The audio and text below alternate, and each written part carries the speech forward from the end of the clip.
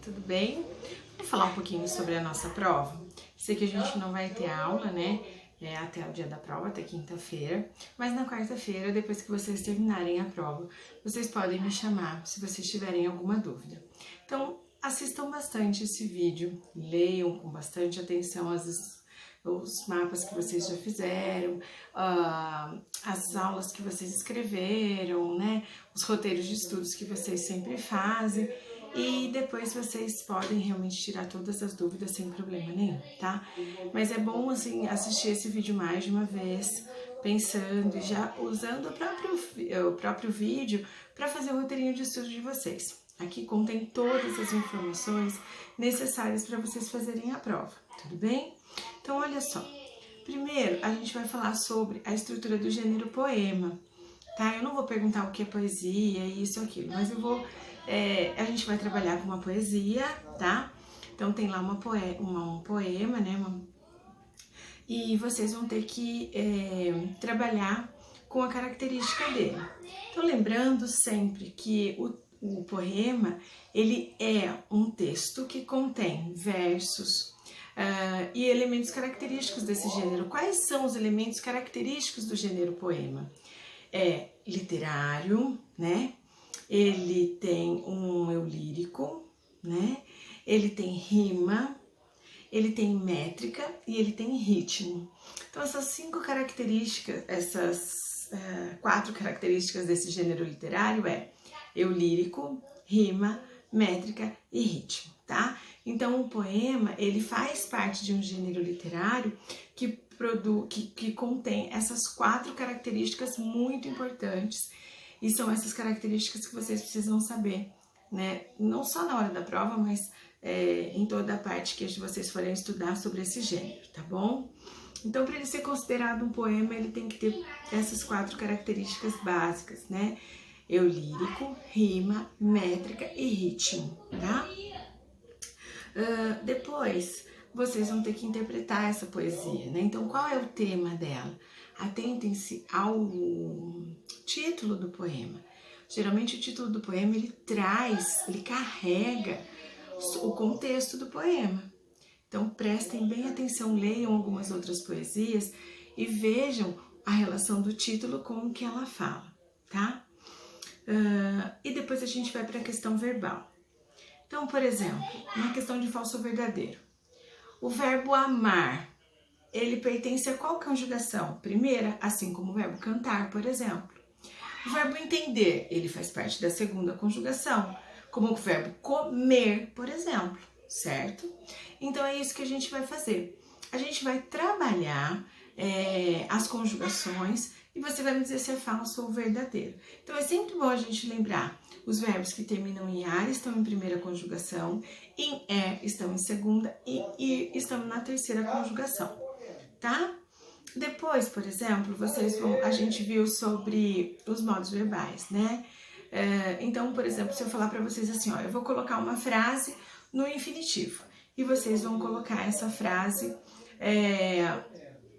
no pretérito do indicativo, ou seja, no passado, do modo que está indicando, por exemplo, o menino chorar porque bater o dedo na porta. Então, o menino chorou, tá no passado, porque bateu o dedo na porta, tá? Então, são esses usos que vocês precisam ter noção. Então, a gente só vai trabalhar com 3 tempos: pretérito, presente e futuro. A gente não viu mais nada, só salientou esse. E a gente tem que saber o que indica os 3 modos, que a gente já falou: imperativo, subjuntivo e o indicativo. Lembra que o imperativo a gente fez até os vídeos, muitos não fizeram, eu sei, mas o vídeo sobre as receitas, tá? Então a gente teria uma atividade assim também.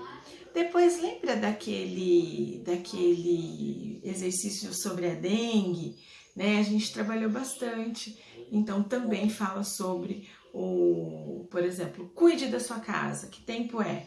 Que modo é? Tempo é presente, cuide agora. Modo indicativo? Não, imperativo. Eu tô te aconselhando, tô te orientando. Se você não agir, né? Aí você tem o agir, tá? No infinitivo, se a gente for analisar só o verbo, tá? Então aí a gente trabalha assim.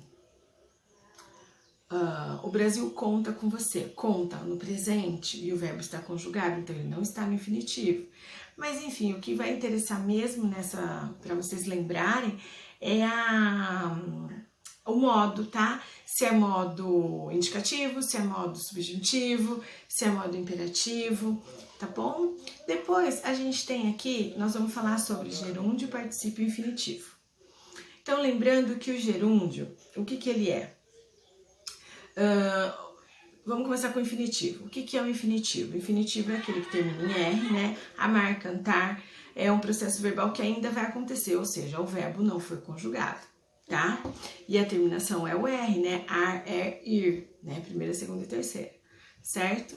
Então, a gente tem lá, e a terminação do infinitivo é R, né? Aí, se ar é ir, é primeira, segunda e terceira, mas do infinitivo é R. Depois, a gente tem um processo verbal que está acontecendo, endo, o ando, indo. Qual é essa daí? Ele é o gerúndio. O particípio é o ado e o ido, né? A terminação do verbo. O que é o ado e o ido? É um processo verbal que fez o quê? Que apresenta o quê? O resultado, né? Eu tinha terminado, eu tinha ido ao cinema, né? Eu tinha terminado, ado e ido, tá? A gente também vai ter, por exemplo, identificação de formas verbais. O que são as formas verbais? Essas que a gente já acabei de falar. Infinitivo, gerúndio e particípio. Cantar. Cantar está no infinitivo. Amar está no infinitivo. Falado, ado, está no ado e ido, particípio. Levando, ando, está no gerúndio, tá? Então, acho que é exatamente isso, né? Os modos e os tempos, a gente vai trabalhar bem isso. E aí se liga nessas coisas e tal. São 9 questões, tem questões de assinalar e questões para vocês escreverem, tá? A prova tá muito tranquila, vocês podem fazer com calma, com bastante respiração aí. Eu vou estar junto com vocês no dia e vai dar tudo certo, tá bom? Um beijo para vocês, sexto ano.